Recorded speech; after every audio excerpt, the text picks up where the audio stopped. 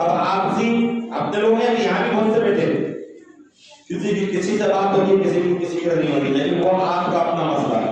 आप सब मेरे हो, मैं आपका हूँ, मैं किसी एक का नहीं हूँ, मैं सबका हूँ, इसलिए सबका हूँ, सब काम भी सबके लिए करना है। तो कोई टीम बनाकर वायरों में कूदो और हाथ से हाथ जोड़ो अभियान के साथ साथ एक एक घर चले जाओ कि अगर आपका मतदाता में नाम छूटा है, हमारी गलती हो गई, हम आपको ले जाकर जुड़वा नहीं पाए, अब हम आपसे कह रहे हैं नाम दीजिए, हम चल के आपका नाम जुड़वाएंगे, उनके प्रूफ लीजिए और नाम जुड़वाने का काम करिए। और वो जो पार्षद जीते हैं उनसे कहूँगा आपकी ज्यादा जिम्मेदारी, जो पार्षद गण जीते हैं वो अपने साथ दूसरी टीम को भी अवेयर और सबको लेके इस अभियान को घर घर पहुंचाने का काम करें, टालने का काम नहीं करें। इसको जमीनी स्तर पर उतार कर घर घर पहुंचने का काम करना है, उसका फायदा आपको मिलेगा।